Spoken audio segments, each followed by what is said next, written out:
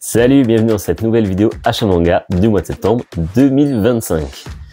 Pour ce mois, j'ai acheté 28 mangas et un magazine de prépublication. Je me doute que vous savez de quoi je parle. Mais j'ai décidé de changer un peu la formule. Fini les présentations avec tome 1, tome 2, tome 3, tome 4. J'ai décidé finalement de faire par sortie, par date de sortie.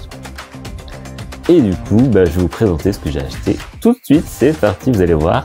J'ai acheté un peu plus que d'habitude, mais je pense que c'est parce que le mois de septembre, en fait, il y avait pas mal de sorties. Comme chaque année, après les vacances, les éditeurs en profitent. Donc allez, je vous montre ça tout de suite.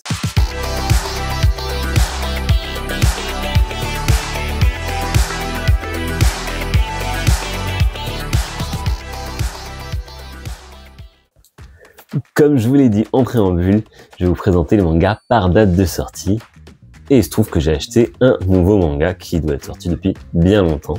Et donc on commence avec Great Trailer. Donc c'est un manga qui me donnait envie depuis un moment. Pourquoi? Pour son dessin. Je trouve que les dessins est vraiment très beau.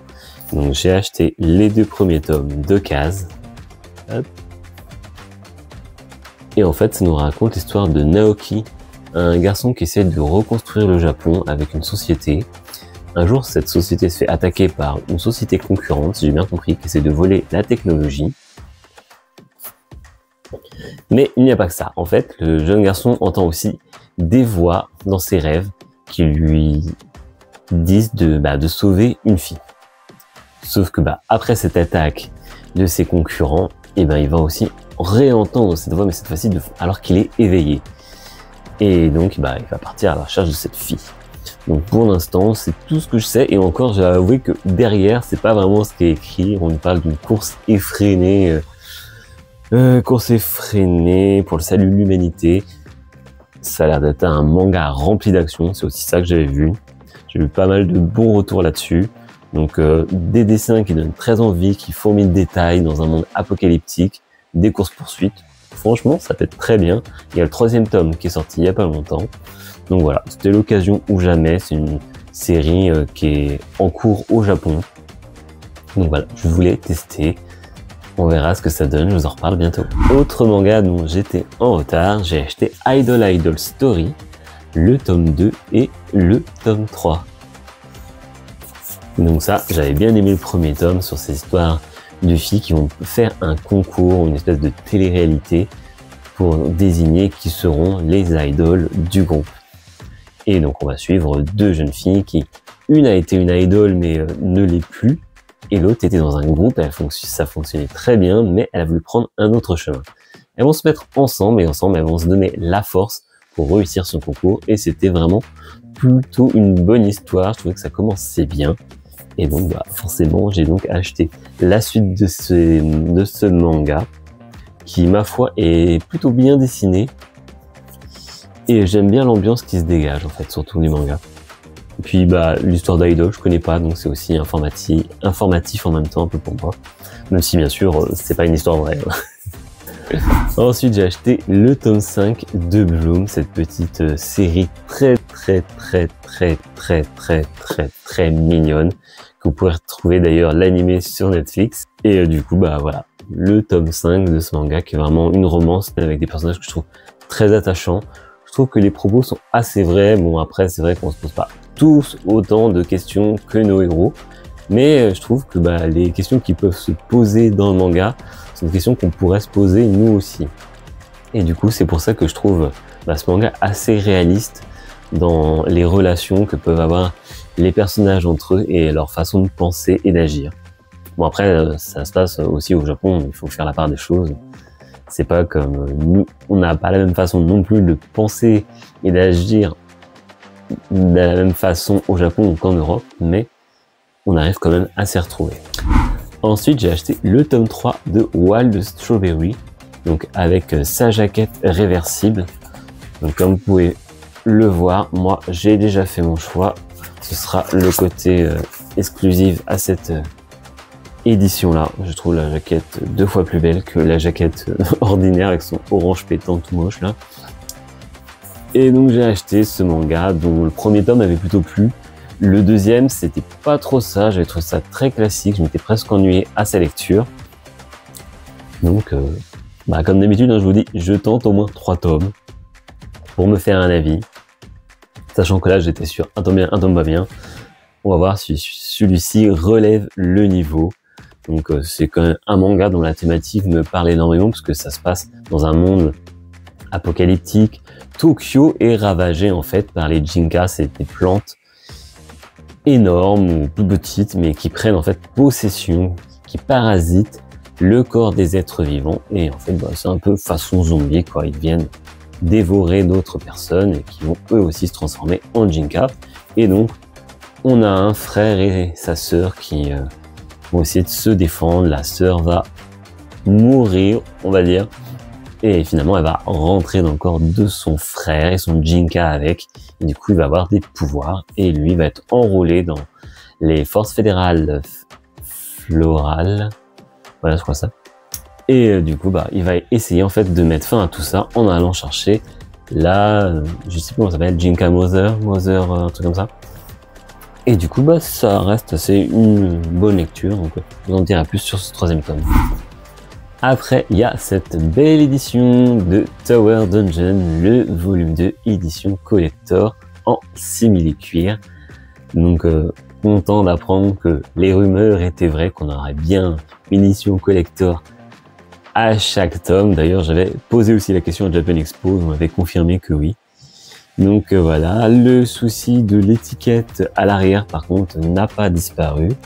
Alors, normalement, j'ai essayé de faire un peu plus attention que la dernière fois.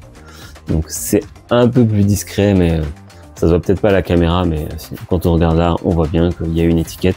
Ce qui est dommage, il devrait trouver une autre solution pour ce manga. Une étiquette moins collante, quelque chose d'autre. C'est sûr qu'on ne pas avoir un code barre sur la couverture, c'est quand même très bien. Mais c'est dommage que du coup, on ait une partie du manga pas abîmée, mais on a une trace, quoi. Ça, c'est dommage. Mais pour revenir sur le manga, par contre, oui, j'avais trouvé très bien. J'ai trouvé que l'univers, l'ambiance surtout était très particulière et que le mangaka avait réussi à donner à ses planches un côté très dimensionnel. Non, ça fait ça. En gros, on voyait vraiment la hauteur des monuments, le lointain d'un paysage et ça rendait vraiment très bien. On se sentait petit face à cette tour des dragons dont nos héros doivent aller chercher la princesse qui a été capturée. Ensuite, on a ma petite série coup de cœur qui est Bless. Là, c'est le tome 3 sur ce garçon qui décide de faire du maquillage, son métier. Et donc, il va aller dans une école de maquillage, concours, défis, tout ça. On retrouve les codes du shonen habituel. Mais là, on est dans le monde du make-up. Donc ça change, c'est original. Je trouve surtout les dessins toujours aussi beaux. Et je trouve les designs aussi des personnages sont, ma foi, vraiment très cool. Ils ont vraiment un design, ils sont dans le monde de la mode, quoi. Et du coup, ça se voit et ça colle à l'univers. Et voilà, j'aime beaucoup les dessins et le design qui a été donné aux personnages. C'est un plus dans cette lecture qui, pour l'instant, est un bon manga. J'en attends peut-être encore un petit peu plus à voir ce que va donner la suite. Ensuite, un one-shot chez Nobinobi, j'ai acheté En Pays Lointain. Donc je vous ai dit que j'ai acheté 28 mangas. En vrai, si je devais décompter, parce que ça, c'est une édition intégrale, mais en vrai, au Japon, c'est 2 mangas. Donc là, En Pays Lointain, c'est l'histoire en fait d'une petite fille qui est dans un village et qui a le pouvoir de parler aux objets. Et un jour, alors qu'elle va se rendre dans son grenier, elle va tomber sur un homme totalement inconnu qui ne semble n'avoir rien à faire dans son village. Il n'est pas d'ici, ça se voit tout de suite à son physique, à ses vêtements. Le souci, c'est qu'il ne parle pas la même langue. Et donc, elle va essayer de communiquer avec lui et essayer de découvrir d'où il vient, pourquoi il est là, comment il s'est retrouvé là. Et c'est plutôt une belle histoire. Spoiler alert, j'ai déjà lu, c'est une belle histoire. Et franchement, c'est plutôt un manga qui m'avait plu pour son histoire. Quand j'avais fait ma vidéo, les vidéos du mois de septembre, j'avais trouvé que l'histoire avait l'air plutôt bien, et je trouve surtout aussi les dessins sont plutôt mignons. C'est des dessins qui payent pas de mine, c'est un style un peu enfantin, mais finalement l'histoire, elle, est très loin d'être enfantin. Ensuite, autre coup de cœur de mes lectures dernièrement, c'était Dragon et Caméléon. Donc là, j'ai forcément acheté le volume 2, cette histoire de mangaka qui échange son corps avec un assistant qui était plutôt imbu de sa personne, et du coup il se retrouve tout en bas de l'échelon du mangaka, faut qu'il refasse ses preuves, faut qu'il arrive à publier une série. Donc voilà, on va le suivre dans ce volume 2, où là il va aller dans une espèce de... il va aller dans un camp d'entraînement, mais en fait il va faire face à des défis, et à la fin de ce défi, il va peut-être être publié si il réussit. Donc voilà, c'est vraiment le premier tome m'avait beaucoup plu, les dessins sont très beaux, l'histoire est très prenante, et moi qui aime les histoires de mangaka, c'est encore différent de ce que j'ai pu lire, donc ça me plaît beaucoup. Ensuite, on passe à une série qui se termine, et c'est Tokyo Survivor, le volume 4 et le volume 5, donc édition de chez Omake Manga, manga de Elogado, ça c'est facile à retenir, et du coup on a donc les 2 derniers volumes. Donc pour la petite info, Omake Manga, ça n'existe plus. Omake Book existera toujours, mais Omake Manga c'est fini. Je pense que ça n'a pas fonctionné pour eux. Donc ils ont quand même réussi, je sais pas si c'est vraiment réussi, s'ils se sont sacrifiés, mais bref, en tout cas, ils ont été très sympas, ils ont continué et fini leur dernière série qui était en cours. Donc il y en avait 3 dont faisait partie ce manga, et franchement très très bien d'avoir pu avoir la fin, et en plus ils nous ont fait quand même un beau cadeau, c'est que du coup les mangas, le volume 4 et le volume 5 étaient ensemble pour le prix d'un seul manga. Donc franchement, quel merveilleux cadeau d'avoir la série terminée à un prix plus que dérisoire du coup, alors que l'éditeur arrête de faire du manga parce que il doit pas s'y retrouver dans ces chiffres, j'imagine. Mais du coup donc Tokyo Survivor, c'était l'histoire de quelques personnes d'une classe qui en fait se retrouvent dans un Tokyo totalement vide, de façon un peu Alice in Borderland, et ils doivent survivre à un Tokyo où il y a personne quoi. Sauf que premier tome c'était joyeux, ils faisaient tout ce qu'ils avaient jamais pu faire, plus réaliser. Quand il y avait des gens, il y avait des règles, là ils étaient libres de faire ce qu'ils voulaient, donc ils faisaient un peu n'importe quoi. Et puis finalement, au fur et à mesure de notre histoire, la réalité reprenait ses droits, puisque il faut aussi tenter de survivre. Puisqu'au départ c'était facile, il y avait la nourriture à portée de main dans les magasins, sauf que vous savez très bien, la nourriture a une date de péremption, il fallait qu'ils essayent après de s'en sortir avec ce qu'ils ont autour d'eux pour se chauffer, parce qu'il n'y a plus d'électricité, bref. Donc c'était un manga très intéressant, donc j'étais très très curieux d'avoir la suite, et je suis heureux surtout d'avoir la suite et la fin. On passe ensuite à Seius, le volume 2, donc on arrive à la moitié de notre histoire. Je crois bien que c'est 3 tomes. Donc ça nous raconte l'histoire de Peterson Seius, cet athlète de gymnastique rythmique. Donc c'est une autobiographie façon manga. Donc j'avais bien aimé le premier tome, je trouvais qu'ils avaient bien réussi à rendre les personnages attachants, à nous raconter une histoire assez prenante malgré qu'on connaissait les aboutissants, même sans connaître le personnage maintenant, en lisant le manga, en ayant les petites publicités de l'éditeur, c'est chez Vega, on sait ce qui est advenu du coup de notre gymnaste. Donc il n'y a pas vraiment de surprise, mais le récit se laisse agréablement lire, et il y a quand même des thématiques qui sont dans l'air du jour, donc je vous en dirai plus à la lecture de ce 2e tome. Ensuite, j'ai acheté le volume 19 de Dandadan. Dandadan, j'ai plus besoin d'en parler, je pense que tout le monde connaît. L'histoire, c'est toujours aussi fun, il se passe toujours plein de trucs délirants. Il y a beaucoup de références à tout, que clairement j'ai presque pas. Ou alors, des fois je me dis que c'est ça, mais finalement c'est peut-être autre chose. Mais bref, on passe toujours un bon moment à la lecture de Dandadan. Donc Voilà, le volume 19, je l'ai déjà lu. Il se passe un truc assez sympathique. Ça, c'est la fin, je crois, de l'arc qui était en cours, si je dis pas de bêtises. Donc, on va attendre la suite. C'est toujours un agréable moment d'Anadan. C'est fun. Malheureusement, c'est que ça se lit un peu trop vite. Mais c'est vraiment cool. Ensuite, on passe à un autre manga. Donc, j'avais apprécié le volume 1, mais j'étais un peu dans la retenue, un peu la frustration. Et j'attendais beaucoup donc, de ce manga, Doomsday War, le volume 2. Donc, enfin, la suite de ce manga, où en fait, on a une planète, la planète Terre, qui est surpeuplée. Il y a trop de monde, les gens n'arrivent plus à vivre entre la pollution, la famine. Du coup, bah, ils n'ont plus que 100 ans à vivre, du moins c'est ce que dit une IA. Et pour cela, bah, en fait, l'IA décide d'organiser un espèce de combat qui déterminera quel pays, quel État, quelle nation d'ailleurs, parce qu'ils sont divisés en 16 nations, va survivre. Si le représentant d'une nation gagne le combat contre une autre, c'est sa nation qui va survivre et l'autre va périr. Donc avec un synopsis comme ça, j'espérais des gros combats, des gros trucs de baston assez sympathiques.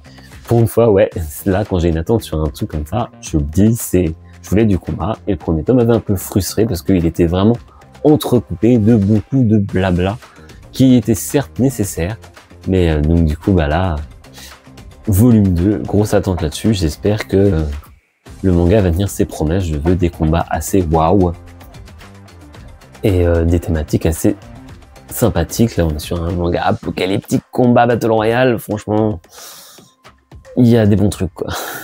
Ensuite, j'ai craqué aussi pour le volume 1 de Veux-tu que je tue pour toi. Donc, ce manga nous raconte l'histoire de Yuma, qui est en fait un garçon harcelé à son école.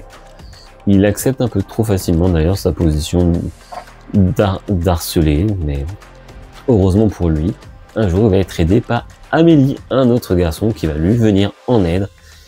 Et bah, le souci c'est que Amélie, il est vraiment prêt à tout pour aider son camarade. Au tel point que bah, le titre vous révèle vraiment à tel point ce qu'il est prêt à faire, quoi.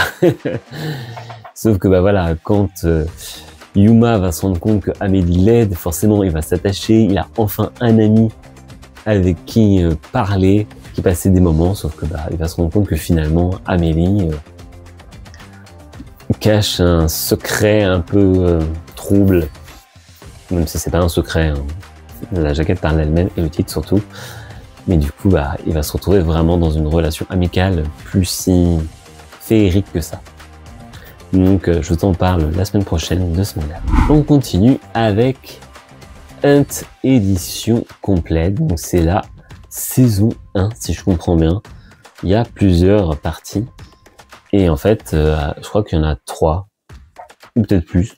Je me souviens avoir lu des commentaires qui disaient que peut-être grâce à cette édition, on va pouvoir enfin avoir la 3e partie. Donc du coup voilà, là c'est la première partie, la première saison, le premier arc. Non, peut-être pas un arc. Mais du coup, ça regroupe 3 mangas, donc dans une édition, ma foi, pas trop mal, hein, un peu faiblarde quand même, franchement.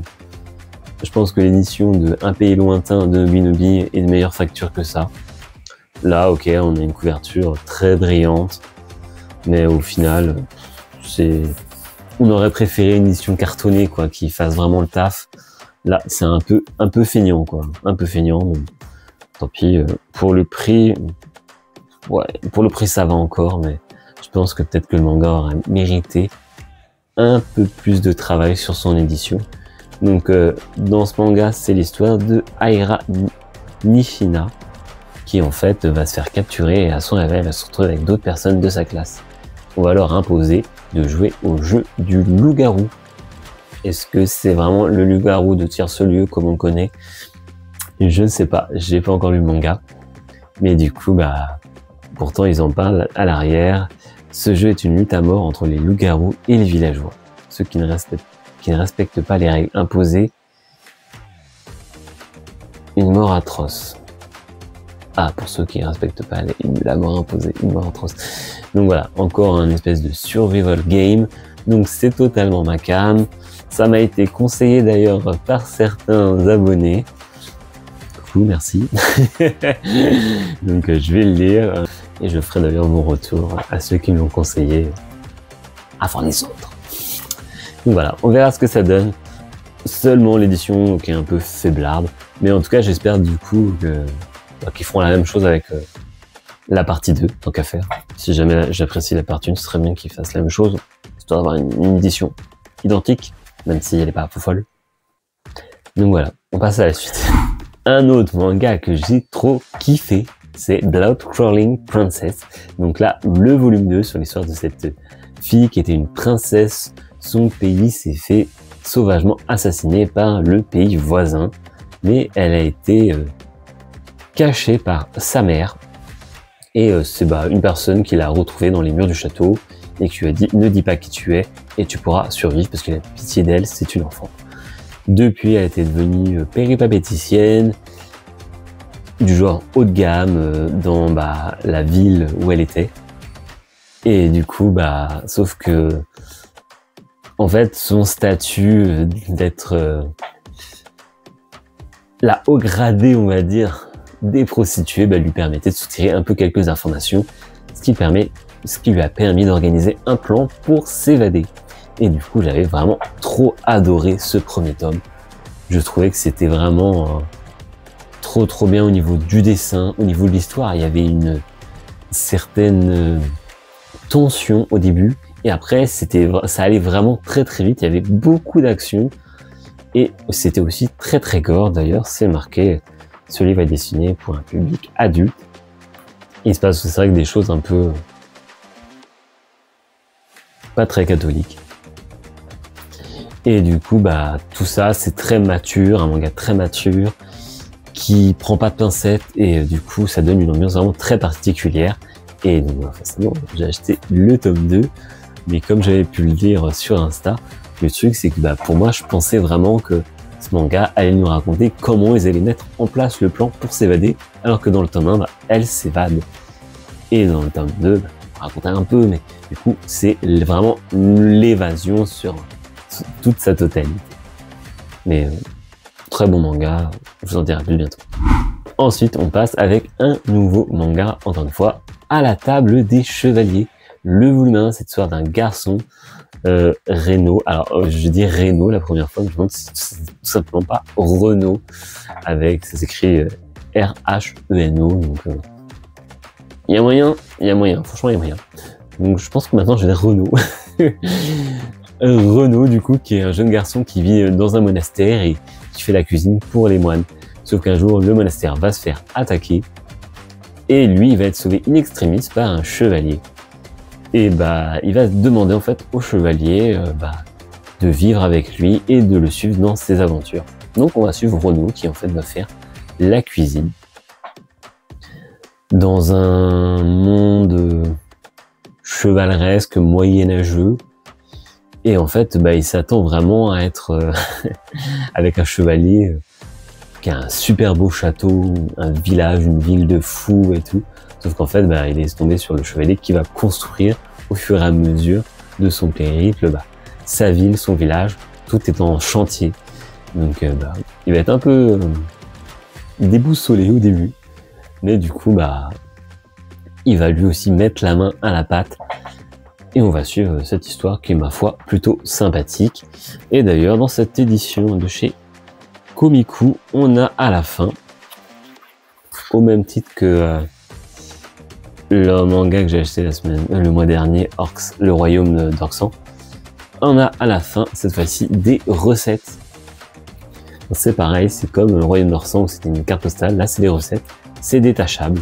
Donc vous pouvez réaliser en fait les recettes qui sont réalisées dans le manga. Je me suis pas tenté, quoique ça c'est réalisable, ça non. Mais ouais. Pourquoi pas un jour pour Ryoki Manga Cuisine. Mais ouais, donc voilà, j'ai acheté ce manga.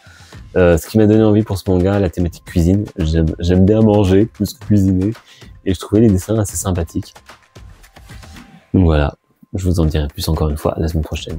Autre manga que j'ai acheté, et là, c'était déjà sorti en fait à Japan Expo. Mais comme je m'étais pas renseigné sur le titre, j'avais pas vu passer. Et Happy Sugar Life, volume 1 et volume 2. Et c'est un manga qui m'avait donné envie parce que voilà, c'est à la fois mignon, mais aussi à la fois très violent dans sa thématique et parfois ses images. Donc c'était un manga fait pour moi. L'histoire, c'est ça en fait d'une fille dont je n'ai plus le nom, celle-ci, qui était vue jusqu'ici comme une fille facile, qui enchaînait les conquêtes. Et finalement, tout a changé un jour. Elle a la joie de vivre, elle a enfin trouvé quelqu'un dans sa vie. Et ce quelqu'un, eh ben, c'est une petite fille en fait, qu'elle a rencontrée par hasard, qui était perdue. Et en fait, bah, ensemble, elles vont créer un lien super fort. Sauf que, bah voilà, elle est prête à tout pour protéger cette petite fille, mais vraiment prête à tout. Mensonge, trahison, torture, meurtre. Elle est vraiment prête à tout. Donc voilà, c'est la thématique du manga. Pour ceux qui ont mon Insta, vous avez déjà mon avis qui est dessus. Mais sinon, pour les autres, je vous en dirai plus la semaine prochaine. Mais un manga qui, du coup, pour sa thématique un peu violente, m'a fait dire que j'allais l'acheter parce que ça m'a fait penser un peu à Higurashi, qui pareil a des dessins assez mignons et finalement une thématique plutôt adulte. On poursuit avec Erio and the Electric Doll, le 3e volume. Vous savez mon avis sur ce manga, j'avais des doutes, j'avais énormément de doutes après la lecture du 1er volume. Le 2e aussi, il y avait une partie qui me plaisait un peu plus, qui faisait un peu plus tranche de vie. Et voilà, donc j'ai quand même craqué pour le volume 3. Je le dis toujours, jamais de 103. On verra bien ce que ça donne. Mais comme toujours, belle édition de chez Mangatsu, avec ce titre brillant. Et puis les dessins, c'est surtout les dessins à la base qui m'avaient donné envie. Donc pareil, la semaine prochaine. Ensuite, j'ai acheté le volume 5 de Rakai de Bibliothèque. Rakai de Bibliothèque, c'était un peu ça aussi. Au départ, j'ai bien aimé, un tome non, un tome oui, un tome non. Mais j'ai décidé de continuer parce que finalement, il semblerait que j'arrive à accrocher à ce manga. Donc voilà, volume 5, je n'ai pas grand chose à dire de plus. C'est une petite série assez chill, mais qui nous apporte quelques informations sur le monde des bibliothécaires. Et donc, c'est un peu ma cam. Ensuite, on a la suite d'un manga que j'ai particulièrement aimé dernièrement, c'est The Fake Alchemist. Donc là, c'est le volume 3. C'est sorti chez Vega et c'est tiré d'un light novel. Donc un manga qui me plaît énormément sur un garçon qui atterrit dans un monde de fantasy. En fait, c'est comme un isekai, enfin c'est même d'ailleurs un isekai, sauf qu'on n'a pas la partie mort du personnage. On rentre directement dans le vif du sujet. Et en fait, en arrivant dans ce pays, ce monde, il va avoir droit à 2 pouvoirs extraordinaires. Et façon vraiment très jeu vidéo, il va sélectionner ses items. Et du coup, là, on va le suivre. En fait, il va créer son commerce, il va acheter une esclave qui va aider à faire des recettes, des potions. Jusqu'à là, c'est très chill. Et puis finalement, voilà, l'histoire a pris vraiment un tournant. À partir du volume 2, ça commençait à être un peu plus profond. Il y avait l'air d'avoir quelque chose, une intrigue, une vraie intrigue derrière. Et du coup, ça ne fait qu'amplifier mon attente pour les volumes suivants. Autre manga dont j'ai déjà donné ma critique sur Instagram et dont le scénario m'a donné terriblement envie, c'est The Strange House. Alors franchement, ce manga, non, j'arrive à dormir la nuit, rassurez-vous pour ceux qui ont vu mon Insta, j'arrive encore à dormir la nuit, mais il est vraiment très très très prenant. Alors non, je suis pas censé faire mon bilan lecture tout de suite, mais un très beau manga. En fait, ça va nous raconter l'histoire d'un auteur spécialisé dans les affaires occultes et qui un jour va avoir une connaissance à lui qui va lui montrer des plans d'une maison qu'il souhaite peut-être acheter, mais il a besoin d'un conseil. Sauf que très vite, en fait, on va se rendre compte qu'il y a un souci sur les plans de la maison et les premières pages nous l'indiquent directement puisqu'on a les plans de la maison et un message qui nous dit voici les plans d'une maison, n'y voyez-vous rien d'étrange. Direct, on nous met dans le bain et donc du coup tu cherches sur le plan et quelques pages après, on te l'indique là avec un beau rouge qui contraste très bien avec le noir, surtout dans l'histoire d'horreur, on adore ça. Et là, on se rend compte qu'il y a un espace vide et on comprend pas pourquoi. Et donc en fait, notre auteur va voir avec un architecte de ses connaissances et vont essayer d'émettre des hypothèses quant à pourquoi il y a eu un espace vide à cet emplacement de la maison, pourquoi avoir fait ça. Et au fait, on va suivre clairement toutes leurs hypothèses, et plus on va avancer, plus on va se rendre compte qu'une des hypothèses est vraie. Et ça commence à faire d'ailleurs très froid dans le dos, et tout ça va s'emmêler avec plein de petites choses, et je préfère pas vous en dire trop, mais franchement, c'était une très bonne lecture, mais je vous en parle la semaine prochaine.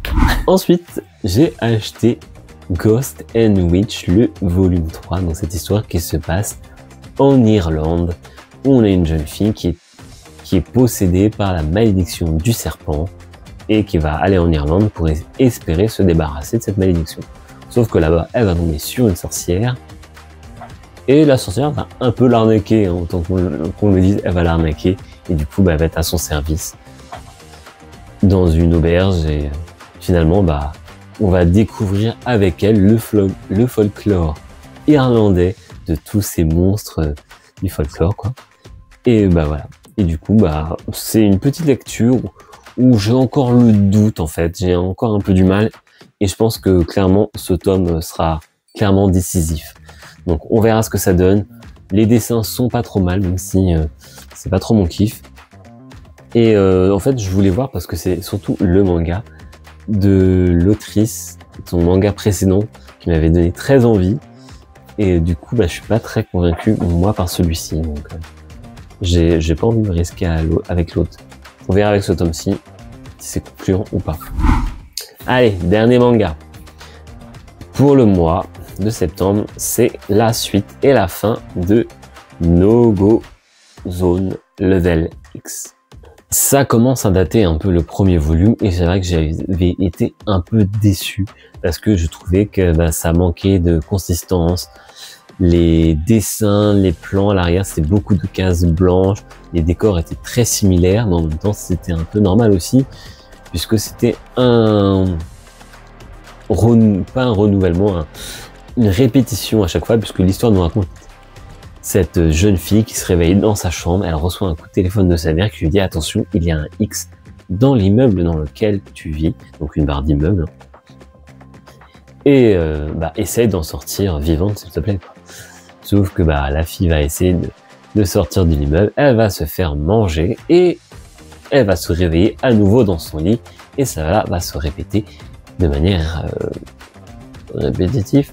Ça va se répéter plusieurs fois, quoi. Sauf que, bien sûr, au fur et à mesure de l'histoire, elle va réussir à avancer plus loin, rencontrer un de ses anciennes connaissances, un camarade de classe. Et du coup, l'histoire a avancé, mais je sais pas, j'étais pas vraiment convaincu, alors que la thématique de base me plaisait bien. Donc, il y a quand même, du coup, toujours chez Omakebu, qui nous ont sorti encore une fois les 2 derniers tomes dans un coffret, enfin, les 2 pour le prix d'un. Donc ça, encore une fois, c'est vraiment cool de leur part. Ça fait plaisir de voir que c'est pas abandonné, même si on n'avait plus de nouvelles. Mais donc du coup, j'ai pu avoir les 2 derniers tomes et j'ai pu les lire d'ailleurs. Mais donc voilà, pour les mangas que j'ai achetés ce mois-ci, c'est fini. Mais je vous avais dit, j'ai aussi acheté un magazine de prépublication, donc forcément, c'est le Mangaisho, le volume 3. Donc vous pouvez retrouver d'ailleurs mon avis très en retard sur le volume 2. Je sais que ça n'a pas fait beaucoup parler cette vidéo. Il n'y a pas beaucoup de vues. Alors je sais pas si c'est parce que tout simplement le magazine ne vous intéresse pas ou que mon avis arrive trop tard. Donc je vous préviens tout de suite, je vous donnerai pas spécialement, je ne ferai pas spécialement de vidéo sur ce 3e volume, je pense pas. Ou alors je fais une dernière tentative, à voir. Sinon ce sera peut-être un short tout simplement, ou mon avis sur Insta. Donc voilà. C'était donc mes achats manga du mois de septembre, 28 mangas, plus un magazine, donc Mangaisho. Et j'espère que cette vidéo vous aura plu. J'ai essayé d'étoffer un peu, de parler un peu plus sur les mangas que j'ai achetés, de vous apporter un peu plus d'informations sur ce que j'en pense, sur les volumes précédents, tout simplement vous apporter l'histoire quand c'est des nouveaux mangas. Donc n'hésitez pas à me dire si on a des achats en commun, ce que vous avez acheté pour le mois de septembre, et ce que vous me conseillez aussi, surtout, on va faire autant se partager les bons plans, les bons mangas. Et puis moi je vous retrouve la semaine prochaine pour une nouvelle vidéo, mon bilan lecture. et vous retrouverez aussi bien sûr le short qui va avec. C'est un concept que je voulais mettre en place depuis au moins 2 mois, mais à chaque fois j'ai pas eu le temps de le faire. Donc là, ça y est, je suis lancé, je dois m'y tenir. Je fais mon bilan lecture et à côté vous allez retrouver mon short qui est mon top flop. Donc c'est très rapide puisque un short sur YouTube c'est moins d'1 minute où je vous donne vraiment mon top des 3 mangas que j'ai le moins apprécié ce mois-ci et des 3 mangas que j'ai le plus apprécié. Donc vous retrouverez ça la semaine prochaine. En général, vous aurez le bilan lecture qui va sortir avant, peut-être 1 ou 2 jours après le top flop, histoire de vous laisser digérer le bilan lecture. Puis surtout pour moi, le temps de faire cette petite vidéo. Sur ce, c'était Ryuki. Je vous retrouve la semaine prochaine pour une nouvelle vidéo. Merci encore d'avoir regardé. N'hésitez pas à liker la vidéo si elle vous a plu, la partager avec votre communauté manga. Parce que plus on est et plus la communauté va grandir. Et moi, ça m'aide moi en tant que créateur de contenu. Et puis ça, on va surtout pouvoir échanger un peu plus entre nous. D'ailleurs, je garde toujours l'idée de faire un Discord. Hein. On me l'avait soufflé, mais il faut vraiment que je me penche dessus puisque parce que j'ai jamais fait de Discord, j'ai jamais été dans un Discord. Et bien que je me suis renseigné et que le Discord Ryuki Manga existe déjà, il faut que j'arrive à créer l'intérieur en fait du Discord. Et j'ai vraiment pas d'idée, vraiment comment il faut faire. Pas comment faire une bulle, un truc, un machin, mais plus comment faire un truc sympathique à l'intérieur, puisque j'ai jamais vu de Discord réellement et de Discord sur le manga, donc il faut vraiment que j'aille voir un peu ce que font les autres pour comprendre un peu comment ça fonctionne aussi, c'est surtout ça, pour après pouvoir faire mon espace, pour qu'on puisse partager entre nous. Bref, donc à la semaine prochaine, c'était Rio, et comme d'habitude, je vous dis salut.